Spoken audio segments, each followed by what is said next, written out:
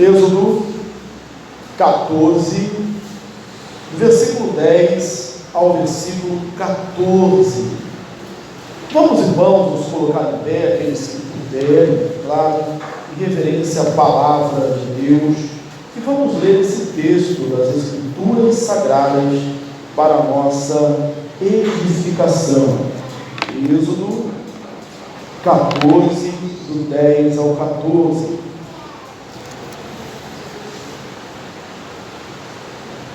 Você que acompanha o culto online, no aplicativo, essa foi a referência lida também e exposta na quarta-feira, que nós vamos falar mais uma vez, vamos continuar expondo esse texto. Êxodo 14, do versículo 10 em diante. Palavra de Deus para o nosso coração.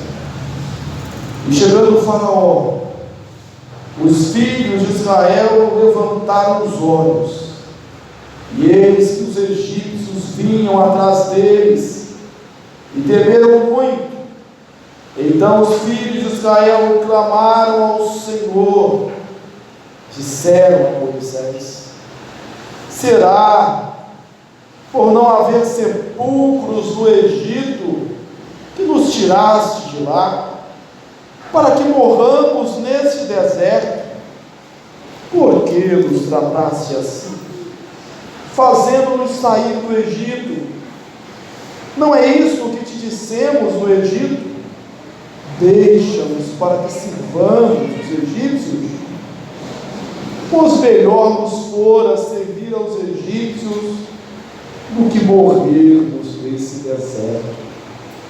Moisés, porém, respondeu ao povo: não temais, aquietai-vos e vede o livramento do Senhor, que hoje vos fará, porque os egípcios que hoje vedes, nunca mais tornareis a ver. O Senhor pelejará por vós. Versículo 15: disse o Senhor a Moisés: por que clamas a mim? Dize aos filhos de Israel que marchem, e tu levanta o teu bordão, estende a mão sobre o mar e divide-o, para que os filhos de Israel passem pelo meio do mar em seco. Amém? Amém. Assentai-vos, irmãos.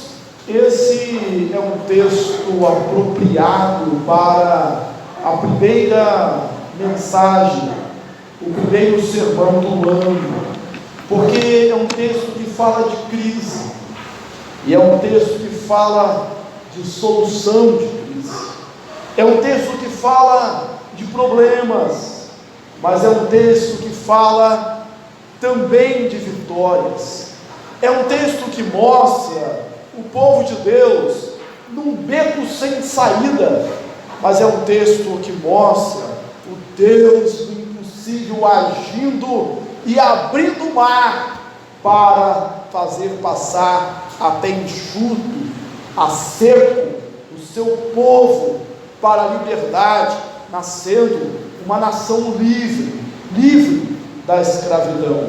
Esse é um texto fantástico para falarmos no início do ano, quando depois de um ano de tanta crise por causa do coronavírus, por causa do isolamento social, algumas pessoas estão com o coração incerto, nós estamos com muitas apreensões, como aquele povo certamente estava, e aí ouvimos uma declaração como esta, do versículo 15: dize aos filhos de Israel que marchem. Marchar é diferente de caminhar, marchar é diferente de andar.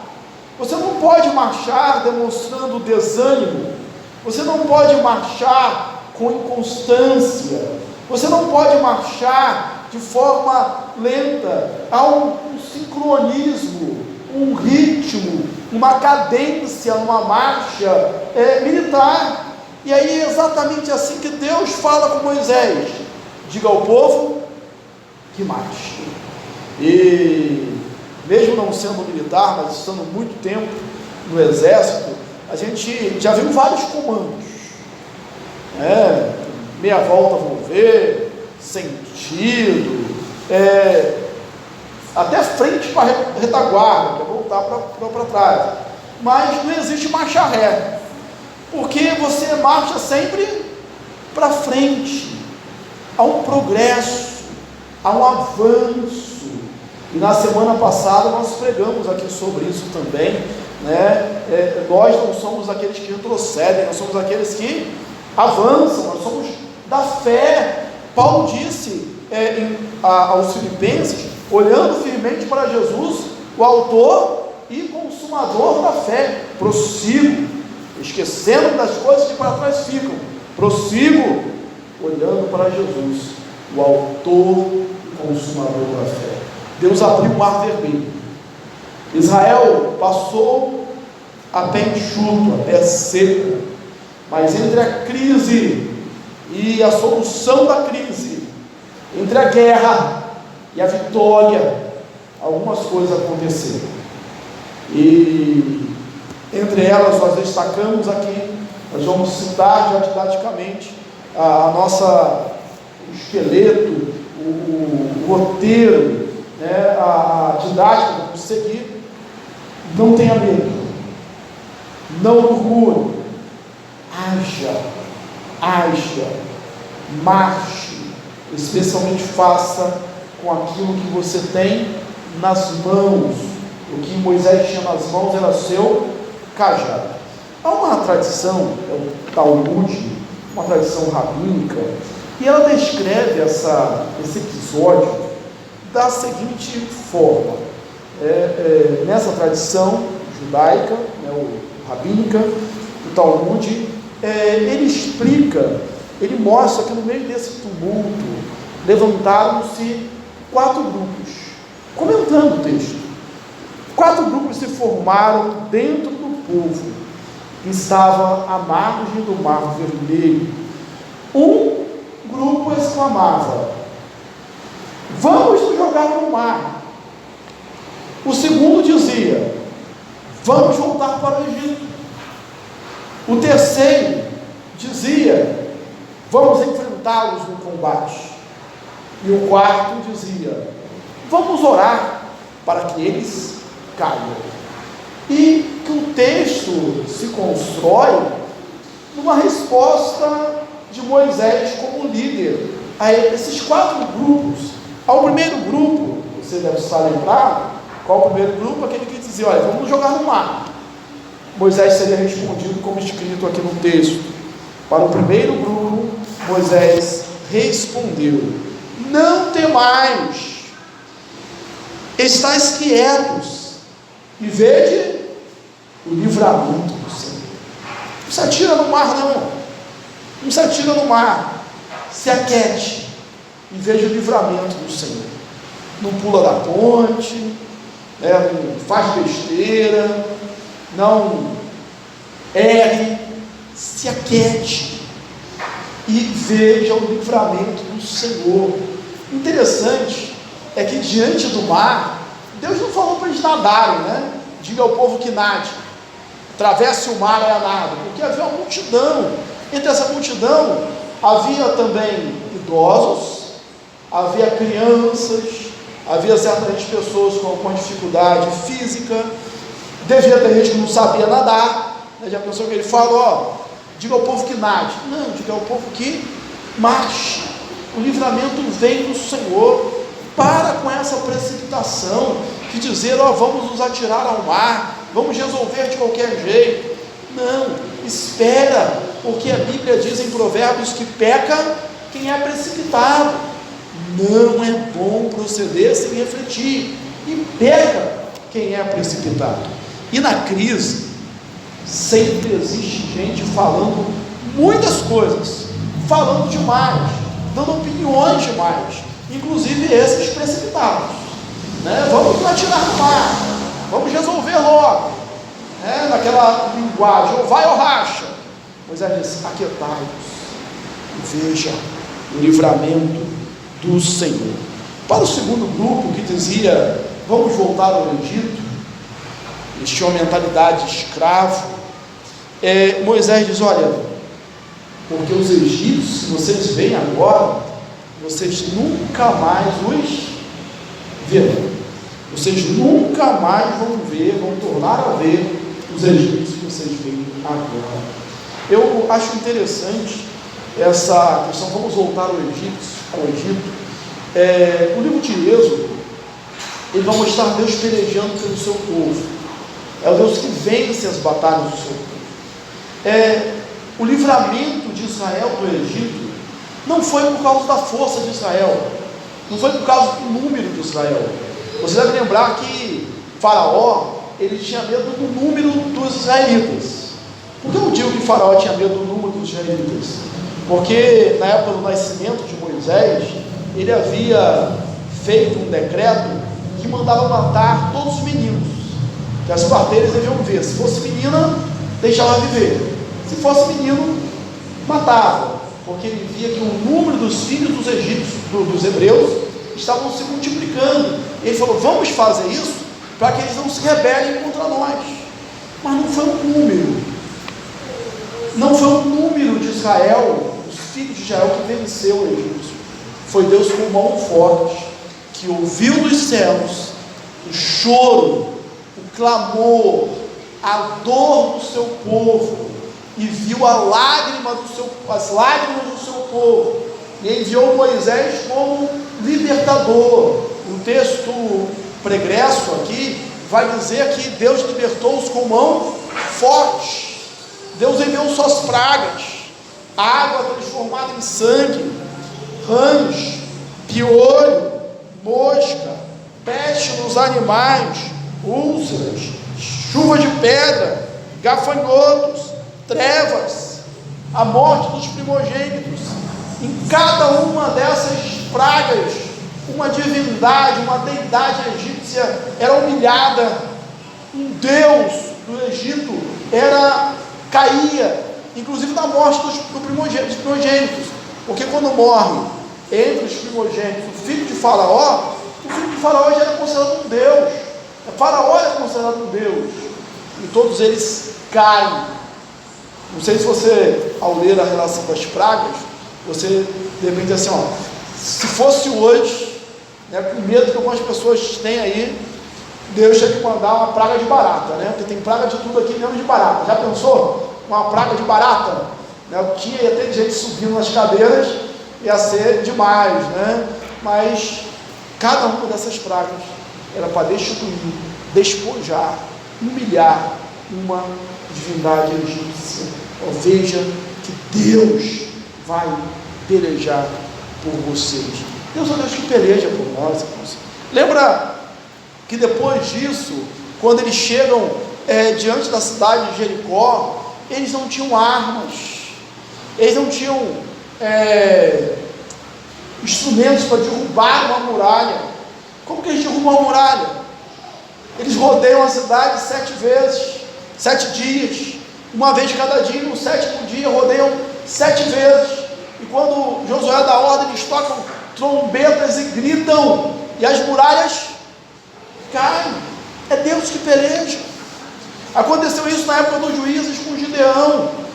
Gideão, ele tinha um grupo de hebreus, de soldados, para libertar o povo. Deus falou, olha, é muita gente, ainda é muita gente, para que você saiba que não foi o seu braço, não foi a sua força, mas foi o Senhor. E o número de homens se reduz a 300 homens, que são divididos em 3 companhias de 100, e ainda assim não fazem nada, porque eles só tocam trombetas, quebram cântaros, balançam tochas, acendem tochas, e aqueles inimigos confundidos se matam entre si.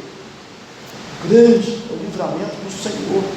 Alguns confiam no braço de carne, nós confiamos no Senhor. Para aqueles que diziam, olha, nós vamos voltar ao Egito, aquietai-vos. E os egípcios que hoje vocês veem, vocês nunca mais verão. A primeira descrição que nós colocamos aqui é que a gente tem que vencer o medo. O medo faz a gente tomar atitudes precipitadas, como esses que diziam: olha, a gente vai se atirar no mar. Quantas vezes nós tomamos atitudes precipitadas por causa do medo, impensadas? O medo faz a gente querer retroceder, paralisa. Aquele povo, irmãos, não tinha ouvido falar de milagres, não. Aquele povo tinha visto milagres.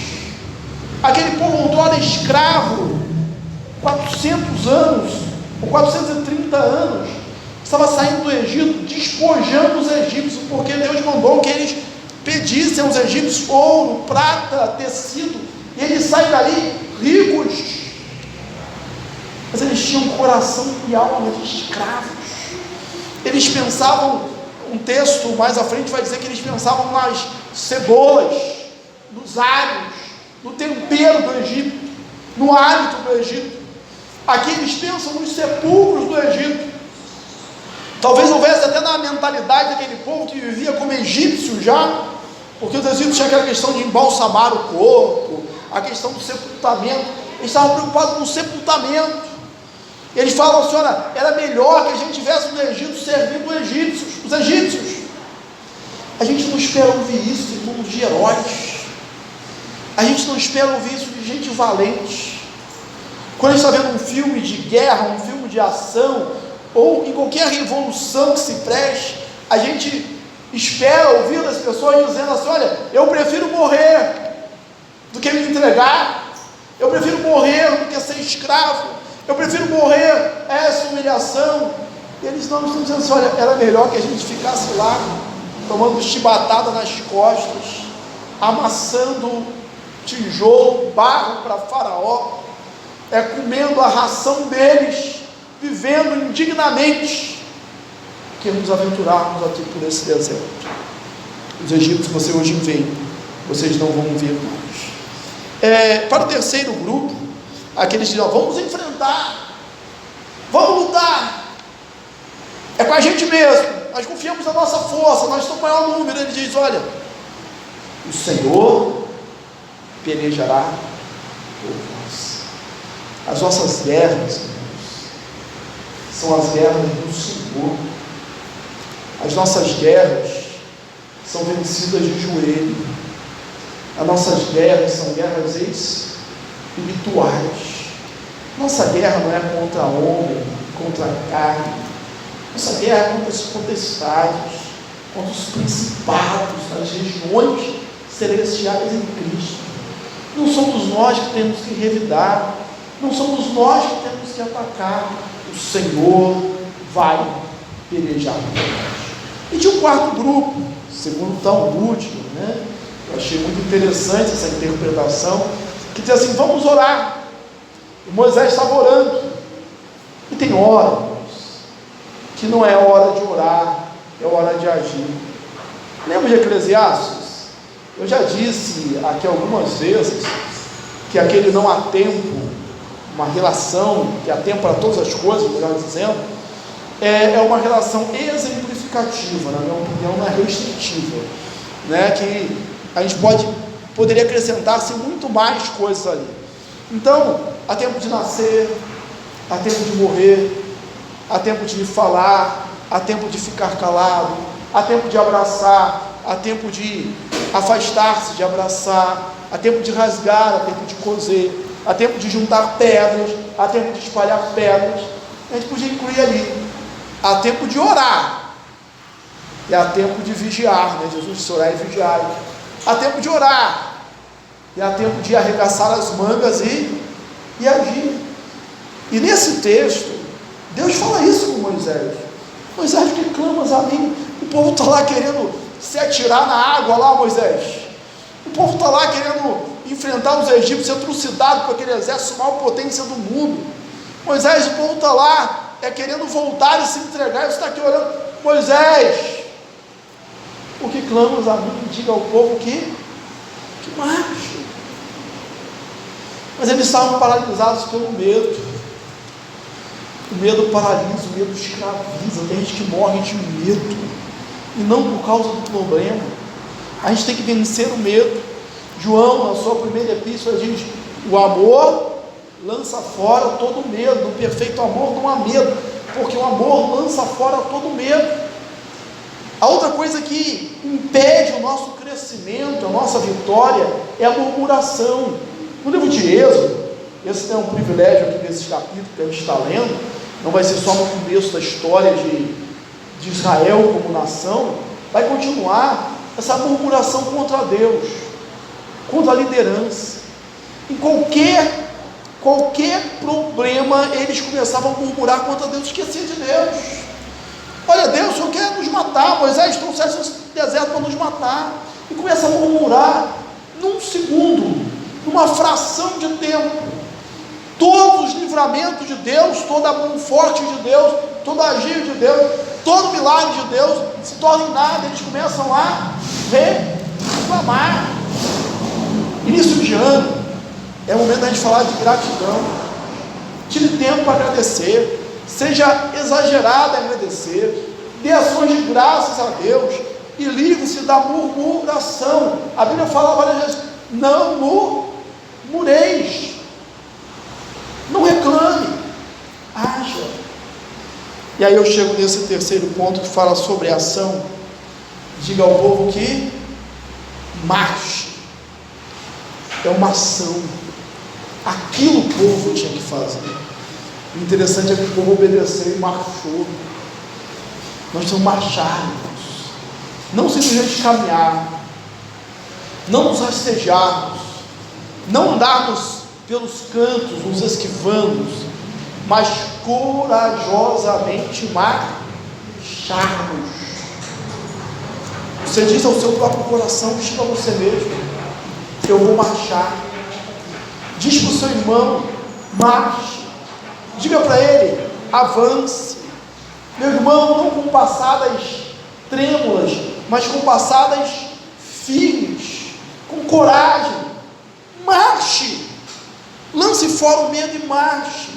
E ele diz, e tu, Moisés, estende o cajado nas mãos e toca o mar, para dividir o mar, para que o povo de Israel passe a pé enxuto. Quando Moisés ele tem um encontro com Deus diante da sarça ardente, ele começa a dizer, Senhor, envia quem quer, sem enviar menos a mim, eu sou pesado de língua, e começa a fazer várias ponderações, e diz, qual o nome do Deus que eu vou dizer que me enviou? Tem algo que Deus pergunta para Moisés, assim, o que você tem na mão? O que você tem na mão? Você pode ouvir Deus perguntando isso para você hoje, o que você tem na mão? Moisés tinha um cajado de pastor, porque Moisés pastoreava o rebanho do seu sogro. É interessante que Deus chama as pessoas que não têm, que não são, para fazer. Lembra de Paulo dizendo que Deus chama as coisas loucas do mundo para envergonhar as sábias, as que não são para envergonhar as que são. Então Moisés, que havia aberto mão de ser chamado filho da filha de Faraó, porque ele, segundo o texto de Hebreus 11, ele olhava um tesouro maior, um galardão maior, ele olhava o opróbrio de Cristo, esse galardão maior. Moisés agora, fugitivo, 40 anos no deserto, cuidava do rebanho do seu sogro, antes da sua chamada.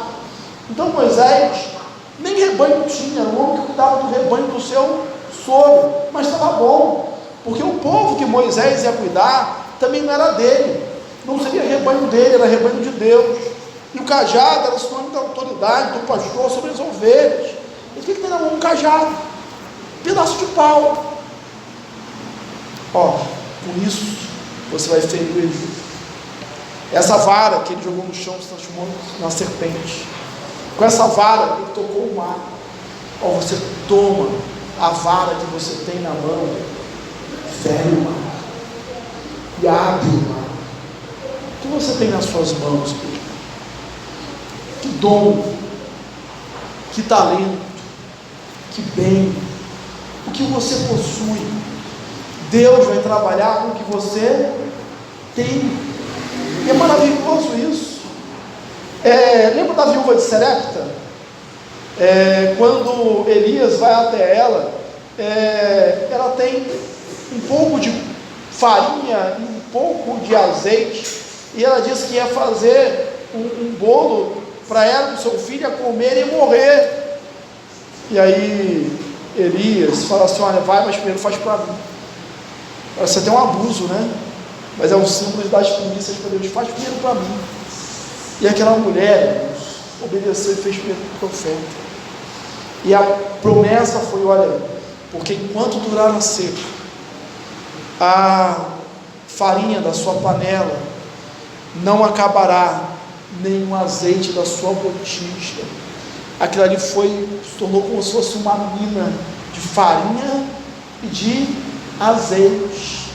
E a seca durou cerca de 3 anos e meio, e nada faltou. Havia uma outra mulher com uma situação difícil, o Eliseu, que o filho dela era profeta, o marido dela era profeta, perdão, o marido era profeta, era da escola de profeta, e havia morrido e deixado dívidas. Naquele tempo as pessoas podiam ser levadas como escravos por causa de dívida, e os credores estavam na porta para cobrar a dívida, e ela disse: desesperados estão para levar os meus filhos. E aí o profeta disse: que você em casa um pouco de azeite. Vai, então pede para as suas amigas quantas vasilhas você puder, mas muitas, não poucas, e enche. E enquanto ela enchia, o azeite ia se multiplicando, até que ela chegou para o: tem mais vasilha? Mas não acabaram as vasilhas. E aí cessou o azeite, e ela foi vendeu, pagou a sua dívida e viveu com o restante. O que você tem na mão? Deus vai trabalhar com o que você tem nas suas mãos. Lança fora o medo, lança fora a murmuração. É ruim a gente conviver com pessoas que murmuram, é ruim a gente conviver com pessoas que reclamam de tudo, de todos, todo dia, e às vezes o dia inteiro. Não é ruim? Então faz uma autocrítica e de vez em quando se pergunte: será que em alguns momentos eu não sou assim também? Um reclamão, alguém que reclama o tempo todo, que murmura o tempo todo, que nunca as coisas estão boas. Eu penso naquela cena deles dizendo: olha, a gente vai voltar para o Egito, a gente vai morrer. Deus já havia mandado 10 pragas. Apenas conjecturando, será que não seria mais lógico, mais humano, mais espiritual, mais crente, eles terem dito assim: olha, o Deus que mandou 10 pragas vai mandar mais uma. Se ele mandou 10, ele pode mandar mais uma, pode fazer chover raios do céu, pode fazer cair pedra do céu novamente. Deus pode acabar, fulminar com esse exército, com 600 carros de Faraó. O Deus que fez até agora vai continuar fazendo. E às vezes a gente precisa ter isso também, porque às vezes a gente age esquecendo das bênçãos de Deus. E é por isso que lá no Novo Testamento a gente lê: Jesus Cristo ontem e hoje é o mesmo e o será para sempre. Ele não perde o poder, não diminui em poder, não diminui em glória. O teu Deus é o mesmo hoje e será para sempre. Por que temer? Por que reclamar? Por que paralisar? Diga ao povo que marche. É para você sair daqui hoje dizendo para o seu irmão: marche, marche, marche. Mas está difícil, marche. Eu estou doente, marche. Eu estou cansado, marche. Eu estou triste, marche. Eu estou decepcionado, marche. Eu estou cansado, marche. Diga ao povo que marche, porque Deus não vai fazer o que você tem que fazer, mas Ele vai fazer o impossível. Marchar, meu irmão, é com você. Abrir o mar é com Deus. Eles marcharam, Moisés tocou no mar, o mar se abriu, e eles passaram até o chão. Que Deus os abençoe, em nome do Senhor Jesus. Você pode repetir comigo? Diga ao povo de marcha. Nós vamos falar diferente? Vamos falar assim: eu vou marchar. Vamos juntos? Tempo 3. 1, 2, 3. Eu vou marchar. Amém.